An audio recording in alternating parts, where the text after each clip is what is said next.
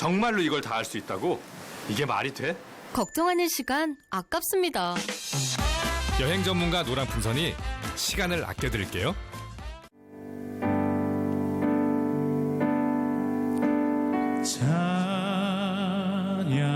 찬양하세 영원히 변치 않는 그 사랑 위대한 그 사랑 내 죄 씻었네 세상 모든 능력과 권세보다 강하신 영원한 그 사랑 함께 찬양하세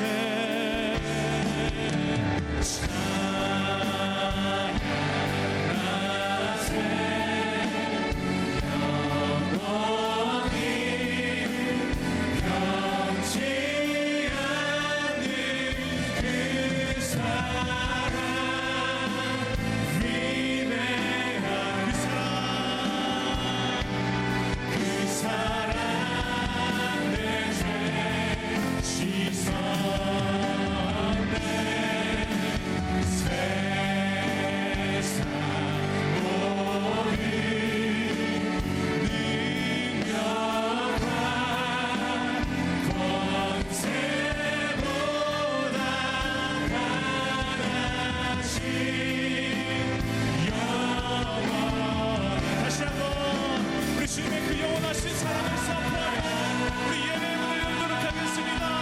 찬양하세 찬양하세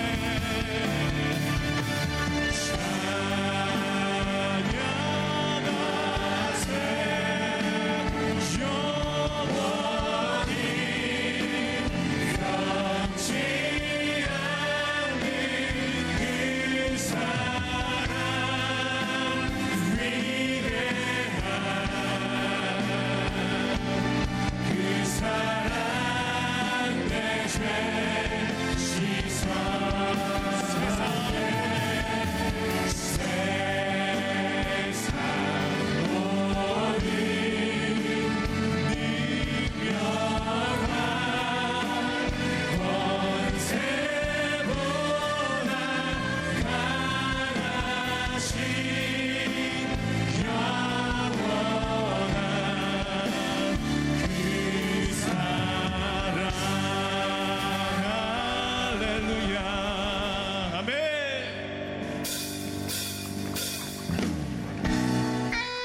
우리 다 함께 주님의 그 영원한 사랑을 찬양하기 원하시는 분 우리 자리에서 일어나셔서 우리 함께 기쁨으로 찬양합시다. 할렐루야.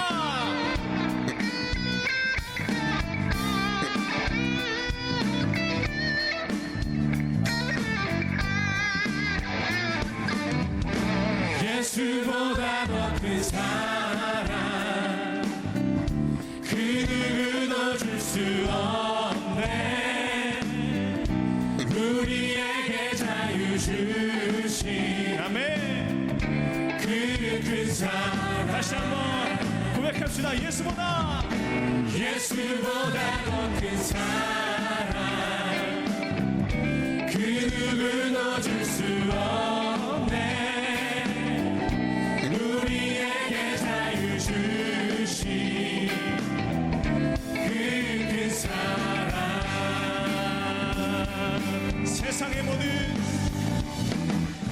세상의 헛된 보화 곧 사라지지만 영원한 주님의 사랑 나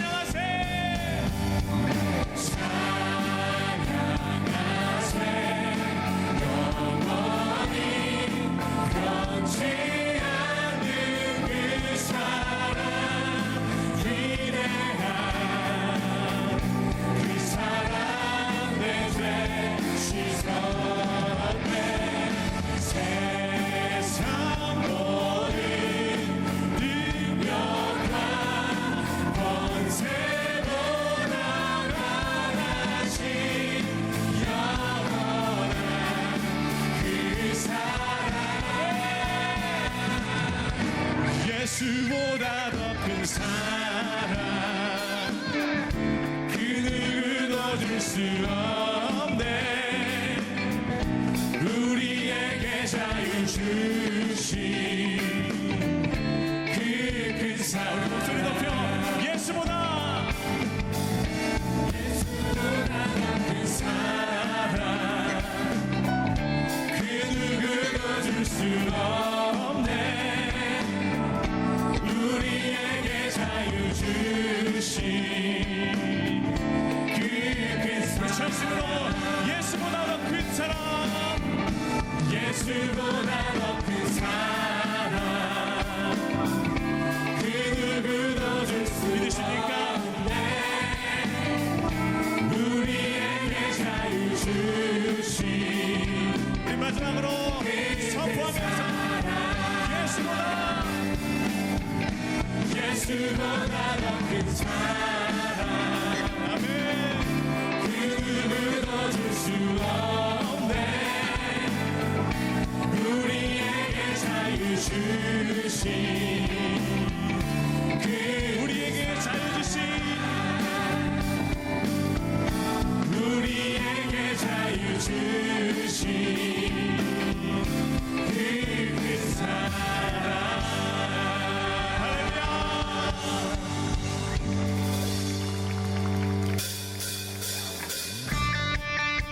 우리 계속해서 우리 힘차게 박수하며 그 주님의 사랑과 은혜를 찬양합시다.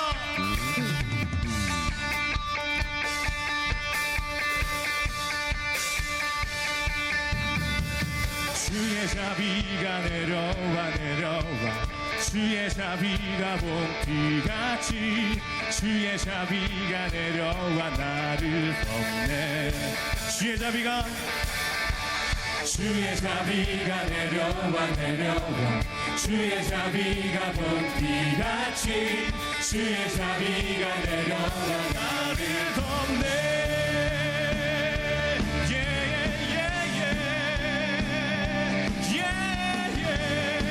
높은 박수로 다시 한번 주의 자비가 내려와 내려와 주의 자비가 봄비같이 주의 자비가 내려와 나를 덮네 주의 자비가 내려와 내려와 주의 자비가 봄비같이 주의 자비가 내려와 나를 덮네 선포합시다 헤이호 헤이호 주의 자비하심과 헤이호 주의 은혜로 헤이호 나는 영원히 춤추리 다시 한번 헤이호 헤이호 주의 자비하심과 헤이호 주의 은혜로 헤이호 나는 영원히 춤추리 아멘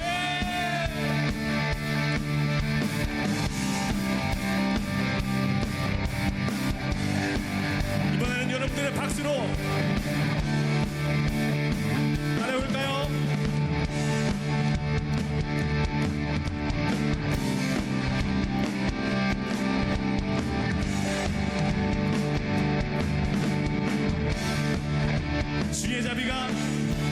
주의 자비가 내려와 내려와 주의 자비가 봄비같이 주의 자비가 내려와 봄비같이 내리는 우리 주님의 은혜를 찬양합니다.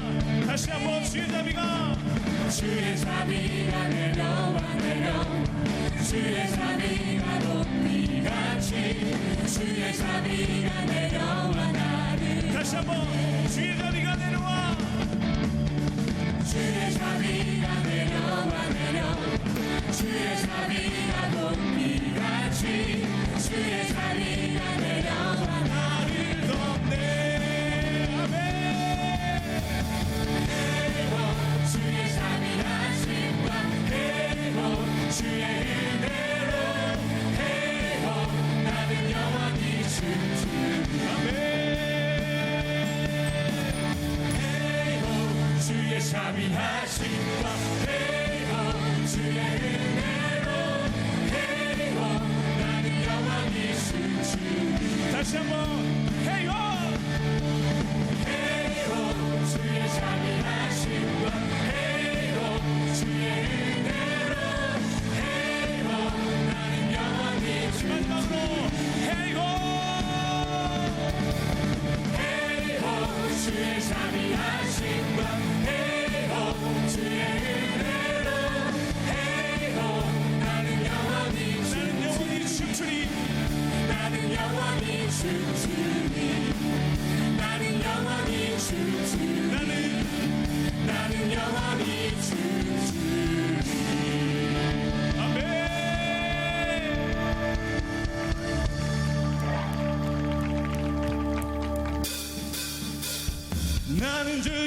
친구 나는 주의 친구 주님 날 친구로 부르셔. 친구 되신 여러분들 함께 찬양할까요? 나는 주의 친구 아멘. 나는 주의 친구 주님 날 친구로 부르셨네. 주님 멋진 날 생각하시는지 들으시는지 내 기도 주님 진실로 날 생각하시네. 날 사랑하네. 놀라워. 주님 멋진 날 생각하시는지 들으시는지 내 기도 주님 진실로 날 생각하시네. 날 사랑하네. 놀라워라. 나는 주의 친구 나는 주의 친구 주님 날 친구로 부르셨네. 나는 주의 친구 나는 주의 친구 주님 날 친구로 부르셨네.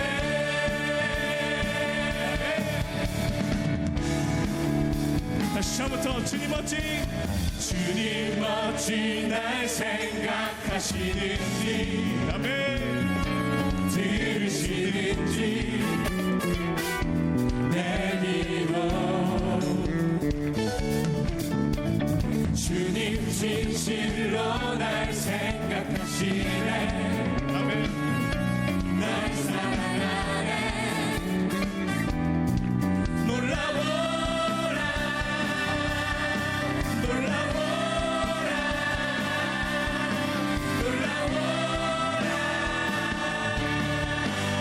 나는 주의 친구 나는 주의 친구 주님 날 친구로 부르셨네. 나는 주의 친구 나는 주의 친구 나는 주의 친구 주님 날 친구로 부르셨네. 아멘. 우리에게 날마다 친구로 부르시는 그 주님의 음성에 응답하기 원합니다. 우리의 예배가 그 친구가 동행하며 나아가는 예배 되길 간절히 소망합니다.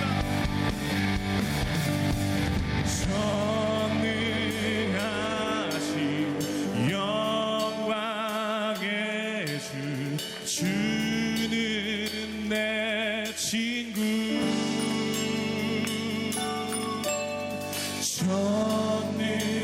전능하신 영광의 주는 내 친구. 아멘이십니까? 전능하신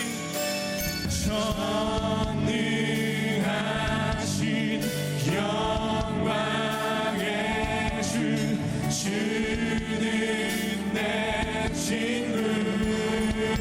다시 한번 전능하신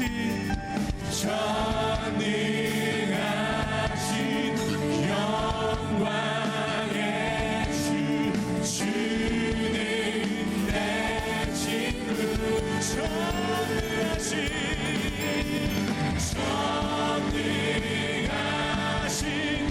영광의 주는 내 친구. 전능하신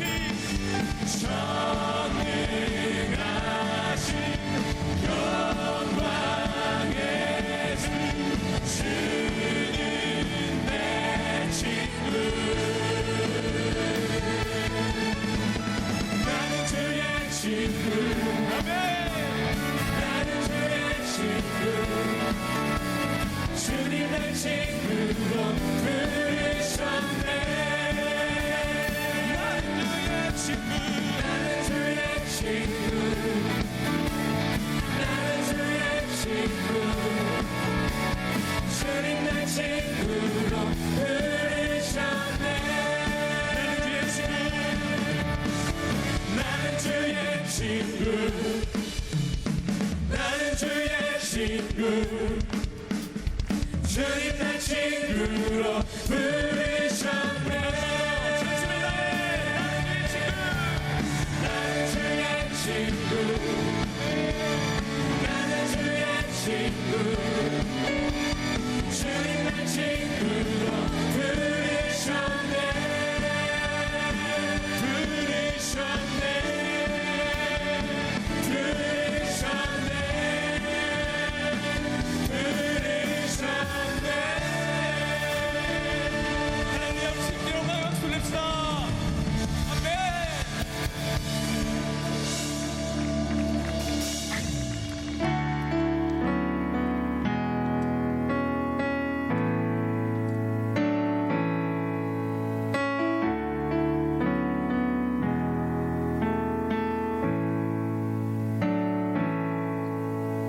주여 우린 연약합니다. 우린 오늘을 힘겨워합니다. 주 뜻 이루며 살기엔 부족합니다. 우린 연약합니다. 주여 우린 넘어집니다. 오늘 하루 또 실수합니다. 주의 긍휼을 구하는 죄인입니다. 우린 주만 바라봅니다. 한없는 주님의 은혜 온 세상 위에 넘칩니다. 가릴 수 없는 주의 권 온 땅 위에 충만합니다.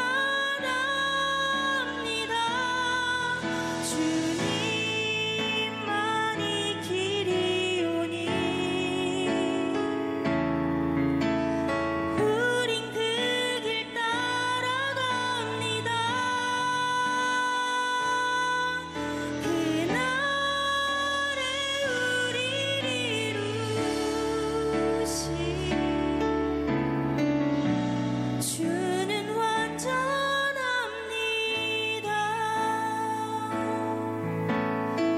우리 함께 고백합시다. 주여 우린 연약합니다.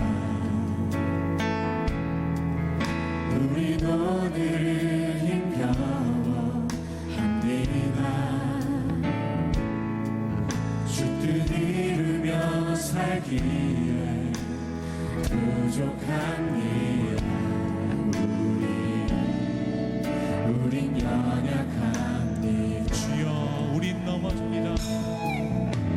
주여 우린 넘어집니다. 오늘 하루 또 실수합니다. 오늘 하루 또 실수합니다. 주의 긍휼을 구하는 죄인입니다. 우리 주만 바라봅니다. 한없는 주님의 은혜 온 세상 위에 넘칩니다. 가릴 수 없는 주여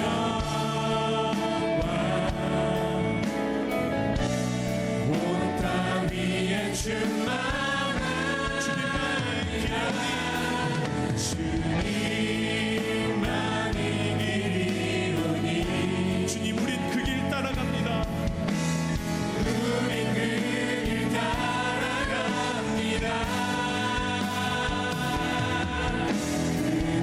그날에 우릴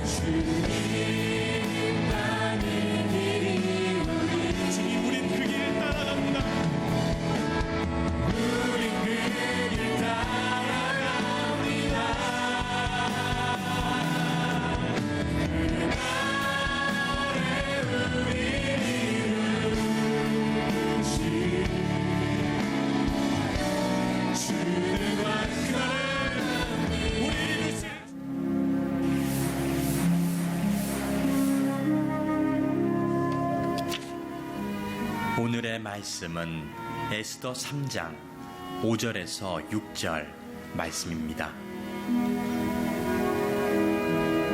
하만이 모르드게가 무릎을 꿇지도 아니하고 절하지도 아니함을 보고 매우 노하더니 그들이 모르드게의 민족을 하만에게 알림으로 하만이 모르드게만 죽이는 것이 부족하다고 생각하고 아하수에로의 온 나라에 있는 유대인 곧 모르드게의 민족을 다 멸하고자 하더라. 아멘.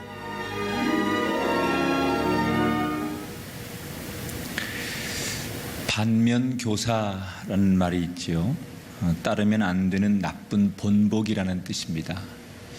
이 말의 유래는 1966년 중국을 처음 세운 마오쩌둥이 문화 대혁명이라는 공산화 운동을 벌이면서 처음 사용된 단어입니다. 마오쩌둥은 공산당에 반대하는 세력들에 대해서 정말 심각한 죄인들을 제외하고는 죽이지 않았답니다. 오히려 그들을 정치적으로 고립을 시킨 다음에 사람들에게 이렇게 하면 안 되겠다라고 하는 교훈을 던져주는 그런 쪽으로 그 사람들을 사용했다고 하지요. 반면교사. 세상을 살면서 지혜로운 사람의 특징 가운데 하나는 이렇게 하지 말아야지라는 교훈을 얻을 수 있다면 그는 하늘이 주는 지혜를 얻는 사람이라고 말할 수 있습니다. 오늘 에스더 3장은 악행을 저지르는 하만과 아하수에로 왕 이야기가 중심을 이루고 있는데 오늘 우리는 이 말씀 속에서 지혜를 얻었으면 좋겠습니다. 어떤 지혜를 얻을까요? 저렇게 하면 안 되겠구나. 악에서 떠나야겠구나.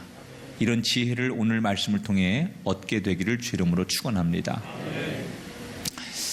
지난 시간에 말씀드린 2장의 내용은 모르드게가 왕의 생명을 구하고 그는 정말 왕을 구해줬지만 아무에게도 칭찬을 받거나 상을 받지 못합니다.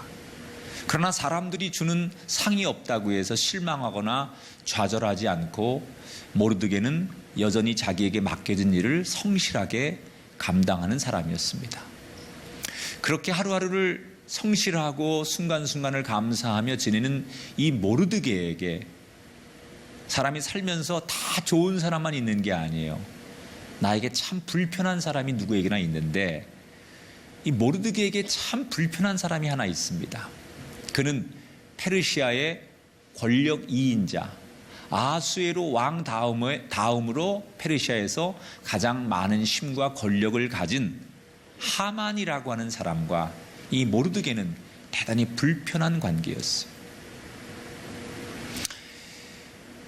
페르시아의 왕이 아하수에로 왕인데 이 아하수에로 왕은 굉장히 허영심이 많은 왕이에요.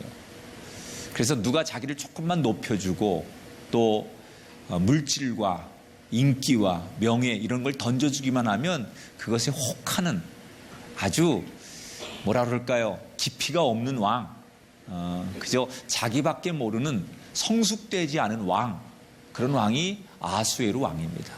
그리고 그 옆에서 권력 2인자로 왕을 마치 자기 마음대로 농락하는 하만이라고 하는 사람은 굉장히 처세술이 좋은 사람이에요. 왕의 허영심을 잘 이용해서 왕을 자기의 뜻대로, 비록 왕이긴 하지만 자기 마음대로 왕을 조절할 수 있는 그런 아주 정치적 처세술이 뛰어난 사람이 하만이었습니다. 얼마나 하만이 아하수에로 왕에게 잘했는지 아하수에로 왕은 하만이 말만 하면 다 무조건 오케이 그렇게 하만을 믿어주었습니다. 그리고 그 하만의 권력이 어디까지 가느냐, 왕이 나중에는 이 나라 페르시아에 있는 모든 백성들이 왕인 나에게 절을 하듯 이 내 신하 하만이 서 있는 곳에 누구든지 똑같이 나에게 무릎을 꿇는 것처럼 이 하만에게도 무릎을 꿇어라. 그 하만의 권위를 인정하도록 만들어줬습니다. 여러분, 이 아하수에로 왕이 얼마나 바보 같은 왕인지 아무리 허영심이 많아도 그렇지요. 왕에게만 무릎 꿇어야 될 내용을 자기 신하에게도 무릎 꿇게 해서 왕의 가치를 떨어뜨리는 바보 같은 왕이 아하수에로 왕이에요.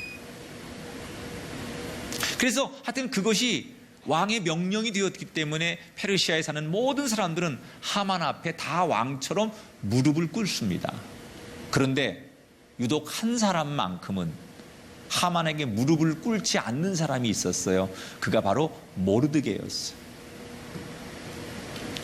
왜 너는 왕의 명령인데 왜 왕의 명령을 어기고 이 하만에게 무릎을 꿇지 않느냐? 누군가 그렇게 물었겠죠. 그랬더니 모르드게가 아주 충직하게 정직하게 이렇게 대답을 합니다. 나는 유대인 출신이다.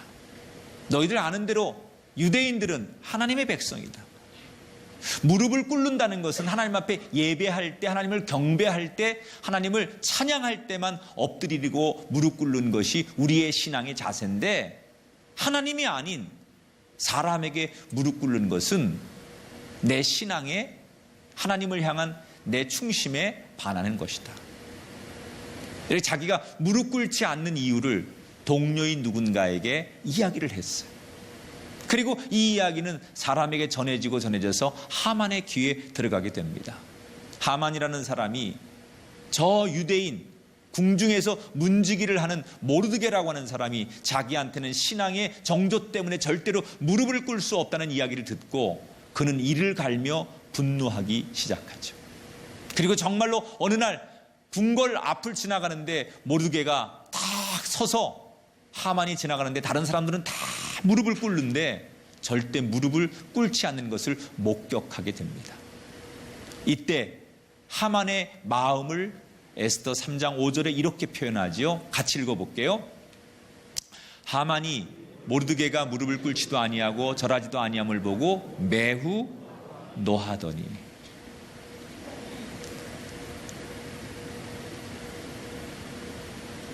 분노한 하만은 너무 화가 나, 자기가 무시를 당한 것에 너무 화가 나 저 모르드게를 용서할 수 없었습니다. 그래서 음모를 꾸미게 되지요. 6절을 계속해서 읽어볼까요? 시작. 하만이 모르드게만 죽이는 것이 부족하다고 생각하고 아하수에로의 온 나라에 있는 유대인 곧 모르드게 민족을 다 멸하고자 하더라. 이 하만이라고 하는 사람은 원래 페르시아 사람이 아닙니다. 아말렉 사람이에요. 아말렉. 여러분, 아말렉과 이스라엘은 굉장히 과거의 역사 속에서 얽히고 설킨 그런 원한이 좀 있는 족속이죠. 이스라엘이 출애굽을 해서 광야에 있을 때 이 아말렉 족속의 공격을 받습니다. 그리고 나중에 사울이 왕이 된 다음에 이 아말렉 족속을 사울 왕이 완전히 진멸시켜버리죠. 그러니까 이스라엘은 아말렉과 계속 그 갈등의 그런 국가였고, 아말렉과 이스라엘은 사실 감정적으로 역사적으로 굉장히 좋지 않은 골이 있었던 민족이에요. 바로 그 아말렉 출신이 하만이에요. 그러니까 이 모르드게가 이스라엘 유대인 출신이 아닌 것을 알았기 때문에 하만은 그 자기들의 조상 때부터 가져온 그 악감정을 품으면서 분노의 망을 이기지 못해서 모르드게뿐만 아니라 이 페르시아 살고 있는 유대인 전체를 완전히 씨를 말려버리겠다, 다 죽여버리겠다, 이런 생각을 하게 되지요. 자, 이렇게 예기치 않은 작은 사건이 발단이 되어서 페르시아에 살고 있는 유대인들, 그 당시 유대인들이 페르시아 한 400만 명 정도 있었다고 그래요. 그 400만 모두가 권력 2인자 하만에 의해서 꼼짝없이 법적으로 죽음과 고통을 당할 위기를 맞게 됩니다. 자, 여러분, 인간적으로 생각하면 400만의 동족을 구하기 위해서 모르드게가 한 번쯤 하만에게 못 이긴 척하고 무릎을 꿇기만 하면 민족의 몰살을 막을 수 있을 텐데, 그렇게 하는 것이 더 많은 사람의 생명을 구하고 많은 사람들을 죽음에서 건지는 바른 길이 아닐까라는 생각을 우리는 할 수도 있을 겁니다. 그러나 저는 오늘 이 말씀 통해서 이런 측면으로 이 말씀을 나눴으면 좋겠어요. 한 사람의 분노가 얼마나 많은 사람들을 고통 속에 몰아넣는지를 보고 싶어요. 모르드게가 더 많은 동족과 더 많은 사람을 구하기 위해서 자기가 무릎 꿇으면 그것도 지혜롭다고 말할 수 있을지 모르지만, 하나님이 이 메시지를 통해서 우리에게 하고자 하는 말씀은 한 사람의 분노가, 그 하만이 갖는 마음속의 분노와 증오가, 자기가 무시를 당했다라고 하는 그 분노가 결국 걷잡을 수 없는 화를 일으키게 된다는 거예요. 오늘 우리가 첫 번째로 삼아야 될 반면교사, 분노를 떠날 때 우리가 죄를 이길 수 있다. 따라합시다. 분노를 떠나야만 죄를 정복할 수 있다.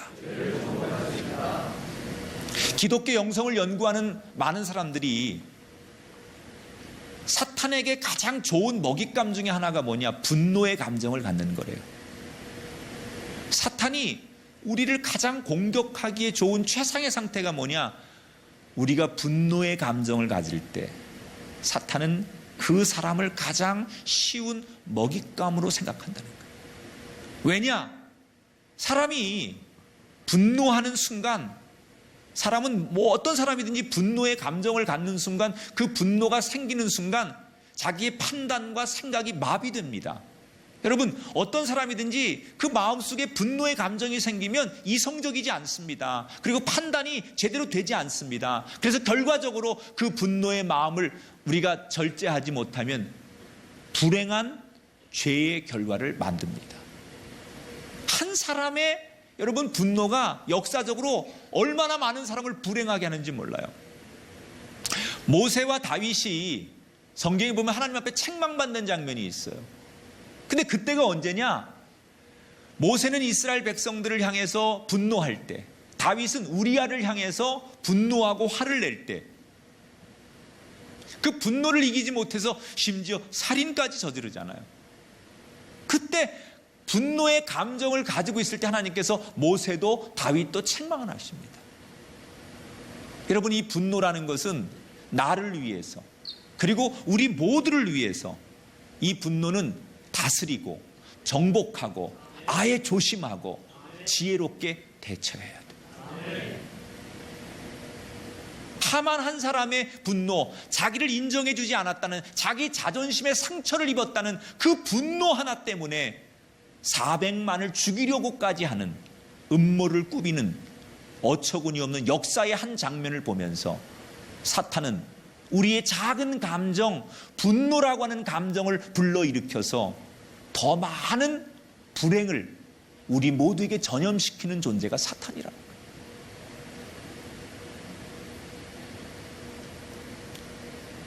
톰 소여의 모험의 작가인 마크 트웨이는 굉장히 유명한 일화가 있어요. 이 마크 트웨인이 글을 잘 쓰는 작가긴 하지만 한 번 화가 나면 얼마나 다혈질인지 옆에서 누구도 말리지 못하는 사람이 마크 트웨인이래요. 한번 세상 말로 뚜껑이 열리면 누구도 옆에 그를 어떻게 제어하거나 충고해주지 못할 만큼 다혈질적인 습관을 가진 사람이 마크 트웨인이에요. 근데 이 사람이 자기가 워낙 다혈질이라는 걸 자기도 알아요. 그래서 이걸 다스리기 위해서 자기 나름대로 지혜로운 대처 방법을 하나 생각해냈대요. 화가 날 때마다, 분노할 때마다 이 사람은 상대방에게 거침없이 편지를 쓴답니다. 그 편지에는 자기 감정 그대로를 맹렬하게 다 쓰는 거예요. 네가 나한테 이럴 줄 몰랐다, XX 세모 네모야 부터 시작해가지고 자기 감정을 그대로 다 맹렬하게 드러내는 거예요. 그리고 그 상대에게 하고 싶은 자기의 분노의 감정을 다 글로 표현한 다음에 그 편지를 딱 접어가지고 자기 책상 서랍에 사흘간 넣어둔대요.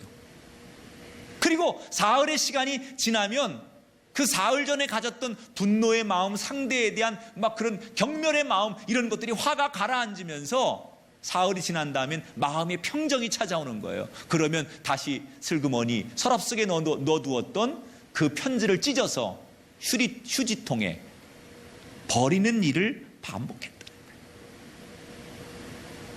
흔히 누군가가 이런 말을 했어요. 분노가 치밀어올 때 10초만 눈을 감고 참아보세요. 아니, 운전을 하다가 화가 날 때 3초만, 상대가 대화하다 내 마음에 자존심을 상하게 했을 때, 내가 상대를 향해 뭔가 우욱하는 마음이 생길 때 3초만 침을 꿀꺽 삼키고 기다려보라고 얘기해요. 그렇게 분노의 감정을 표출하지 말고 잠깐만이라도 그 분노의 감정을 멈추게 한 다음에, 그 다음에 내 마음의 주인이신 하나님께 기도해보라는 거예요. 사실 인간은 감정의 동물이기 때문에 자기가 자기 스스로의 분노를 제거한다는 게 쉬운 일은 아니에요.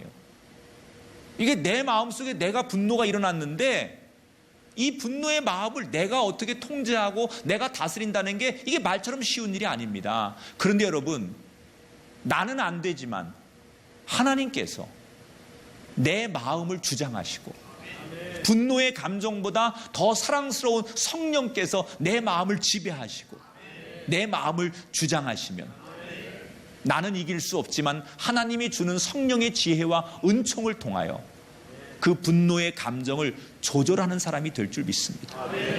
저와 여러분, 오늘 하만처럼 자존심, 내 마음의 상처, 무시당함, 열등감, 이런 것들로 인해서 여러분 분노에 사로잡히지 말고, 그런 일이 생기거든 우리가 사람의 힘이 아닌 하나님의 능력으로, 하나님의 능력을 공급받아 내 안에 분노를 이겨서 죄를 이기는 인생이 되시기를 주의 이름으로 축원합니다. 자, 하만이라고 한 사람이 이렇게 분노하는 가운데 모르드게와 유대 민족을 해칠 구체적인 방법을 하만이 세우기 시작하죠. 분노가 결국은 실행으로 옮겨지는 거예요. 에스더가 왕비가 된 지 5년이 지난 다음에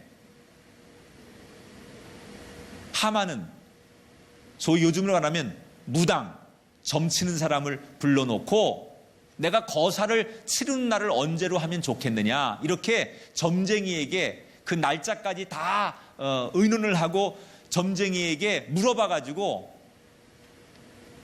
모르드게를, 유대인을 12월 달에 다 죽이기로 계획을 짭니다. 그리고 나서 이 하만이 곧바로 계획을 완벽하게 날짜까지 시나리오를 짜놓은 다음에 아하수에로 왕에게 가서 거짓말로 유대 민족을 고발하기 시작해요. 당시에 페르시아는 유대 민족뿐만이 아니라 워낙 페르시아가 강대국이었기 때문에 주변에 포로된 여러 나라들이 와서 살았어요. 지금으로 말하면 미합중국 같은 나라죠. 이 하만도 하각, 아말렉 사람이라고 했잖아요.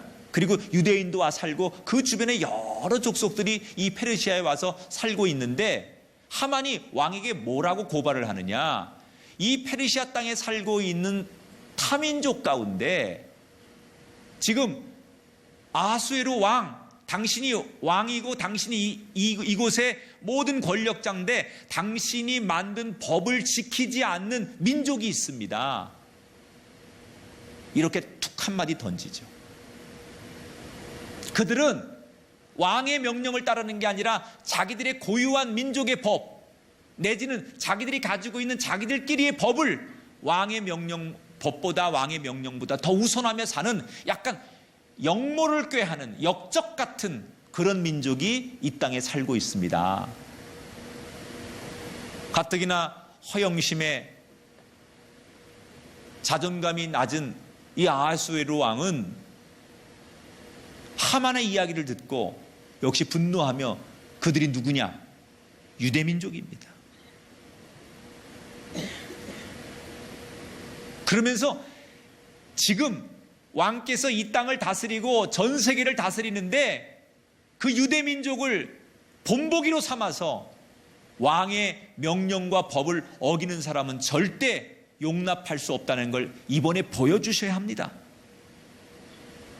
그리고 온갖 거짓말로 아하수에로 왕의 판단을 흐리게 만들죠. 여러분, 하만이 사실 지금 왕에게 고하는 건 대부분 거짓말이죠. 이유는 뭐예요? 자기에게 절하지 않았다고. 모르드게가 자기한테 절하고 자기한테 인사하지 않았다고 그것이 발단이 돼가지고 지금 왕에게 있는 말 없는 말을 다 지금 해가면서 유대 민족이 천하의 나쁜 사람들로 거짓말을 꾸며서 왕의 마음을 혼돈스럽게 해요. 근데 왕이 긴가민가 하는 거예요. 야, 지금 내가 믿는 이 하만이라는 신하의 얘기를 들어보면 나를 능멸하고 반역을 꾀하고 또 자기들 법이 내가 명령한 법보다 더 우위에 있다고 하는 사람이 있는데 이거 본보기를 보여야 될 것도 같은데 그렇다고 그 많은 사람을 죽인다는 것도 이게 막대한 영향이 있고 문제가 있다는 것을 왕이 혼란스러워하면서 판단을 하지 못합니다. 그때 이 하만이 얼마나 여러분 나쁜 쪽으로 말하면 영리하고 꾀가 많은지 판단을 잘 못하는 아하수에로 왕에게 비장의 카드 하나를 탁 내밀죠. 만일 왕께서 나에게 권한을 주시면, 오늘 내 건의를 받아들여 주시면, 다시 말하면 유대 민족을 다 이 땅에서 죽이기로 결정만 해주시면 내가 왕께 1만 달란트를 바치겠습니다.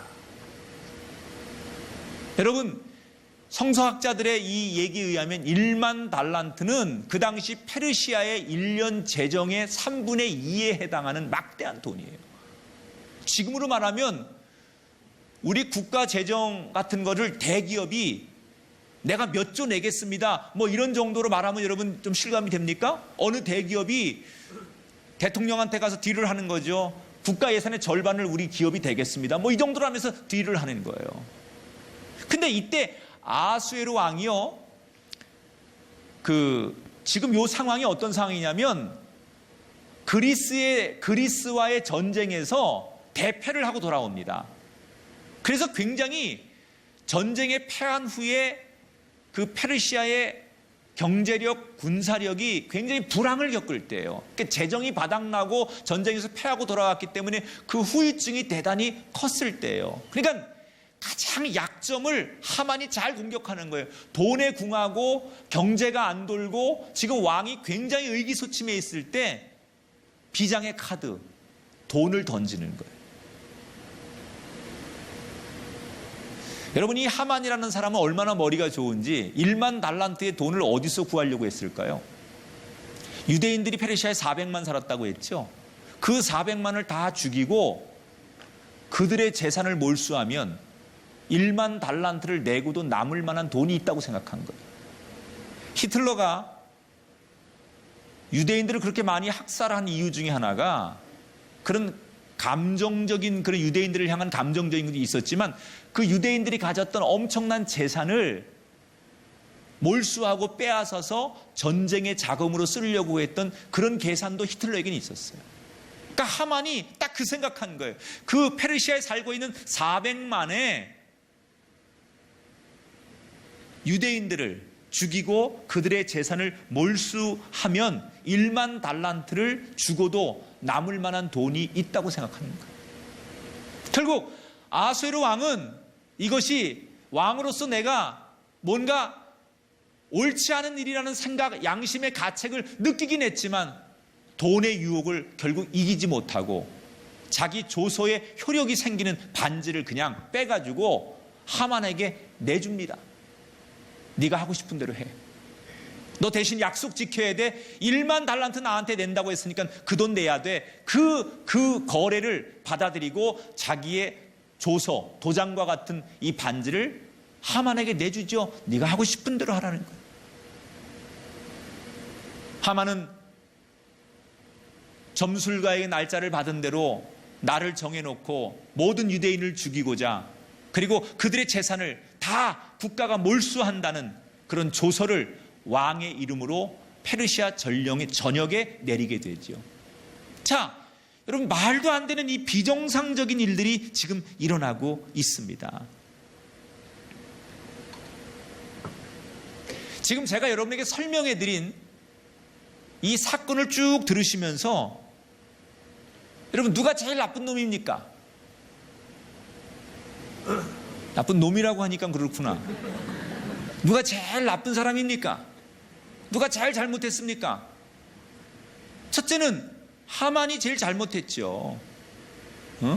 아니 글쎄 자기한테 인사 한 번 안 했다고 그걸 발단으로 해서 그 째째하게 그거 하나 때문에 감정으로 꽁 해가지고 그 분노의 감정이 점점 커가지고 그 많은 사람을 희생시키고 죽이려고 하는 이런 쫀쫀한 사람, 이런 대먹지 않은 사람, 이런 기본이 안 된 사람, 하만이 제일 잘못했죠.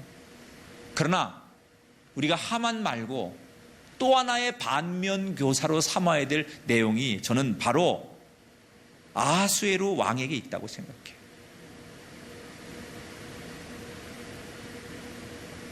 여러분 사실 하만 못지않게 지금 이 페르시아의 아하수에로 왕도 역사의 죄인이에요. 나는 그럴 의도가 없었어. 나는 유대민족을 죽이려고 한 적이 없었어. 그런데 하만이 그렇게 하자고 하니까 할 수 없어서 그렇게 한 거야 라고 말할 수 있을지 모르지만 이 아하수에로 왕의 여러분 가장 큰 잘못은 뭔지 아십니까? 분별력이 없다는 거예요.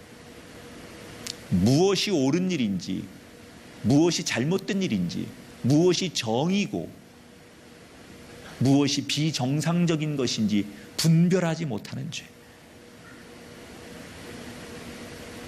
우리는 흔히 내가 악한 일을 안 하면 되지라고 그러면 나는 상관없어라고 말할 수 있습니다. 그런데 오늘 사건을 통해서 하나님 우리에게 주시는 말씀은 뭡니까? 악한 일을 하지 않는 것도 중요하지만 더 중요한 일이 있다는 거예요. 악한 일에 빠지지 않도록 악을 분별하는 사람, 이것이 선한 일인지 악한 일인지를 분별하는 사람, 이것이 옳은 일인지 옳지 않은 일을 분별하는 사람, 이게 지혜라는 거예요.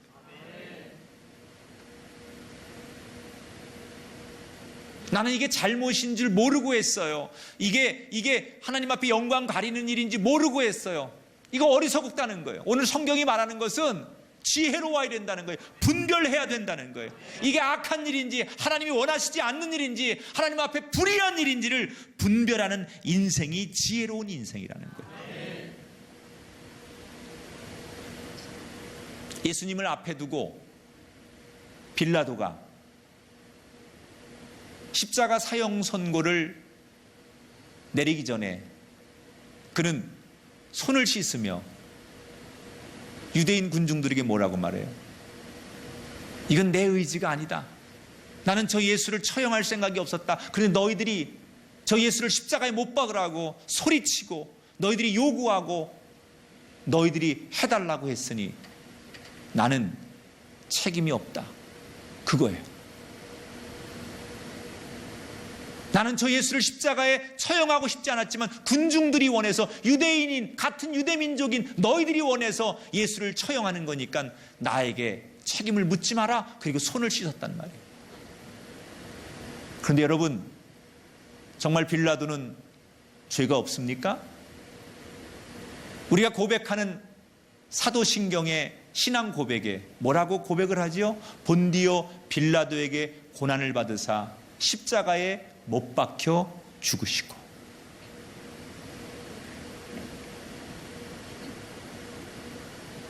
본인은 나는 죄 없다고 손을 씻었지만 분명히 역사적인 사실 앞에 빌라도는 예수님을 십자가에 처한 처형의 죄를 많은 사람들이 묻고 있어요.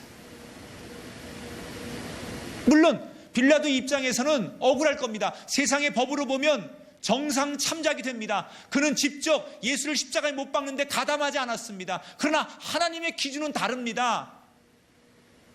내가 직접 십자가의 처형에 동참하진 않았을지라도 그 십자가 처형을 반대하지 않고 암묵적으로 동조했기 때문에 하나님의 기준으로 보면 빌라도도 예수님을 십자가에 못 박은 죄인이라는 거예요.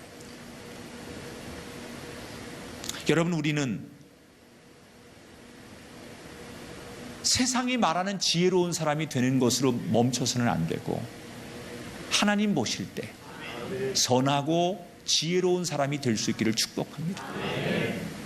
우리가 세상에서 악하게 행동하지 않는 것도 중요합니다. 그러나 누군가가 나를 속이려고 할 때 어두운 영이 누군가를 통하여 어둠의 손이, 어둠의 입술이 마치 에덴 동산의 뱀이 하와를 유혹하듯이 간사하게 우리를 속이려고 할 때 성령의 인도함을 받아서 진리를 분별하는, 악을 분별하는 이 지혜가 저와 여러분에게 있게 되기를 축원합니다. 악한 일을 도모하지 않는 것도 중요하지만 악한 자의 편에 서지 않는 것도 우리 그리스도인들이 늘 해야 될 일이에요. 우리는 이렇게 기도해야 돼요. 하나님, 내 감정, 내 생각, 내 이성, 내 지혜, 이런 것들이 내 것으로 끝나지 않게 하시고 성령님이 주관하시고 성령님이 주장하여 인도하여 주옵소서. 오늘 이 말씀의 반면교사, 우리의 감정을 우리 스스로의 힘으로 이길 수 없습니다. 우리는 사탄과 맞서서 1대1로 이길 힘이 없습니다. 그러나 우리가 이 사탄의 유혹을 이길 수 있는 방법은 내 힘으로는 이길 수 없지만 성령의 도움을 의지하고 나사렛 예수 그리스도의 이름을 의지할 때 우린 분명히 사단의 유혹을 이기게 될 줄 믿습니다. 성령이 우리 가운데 함께 하셔서 이번 한 주간 어떤 것이 옳은 길인지, 어떤 것이 하나님의 의의 길인지 잘 분별할 수 있는 의로운 승리자들이 되셔서 여러분 감정에게 지지 마시고 악한 것에 무너지지 마시고 이기는 의로운 승리자가 될 수 있기를 주님의 이름으로 축원합니다.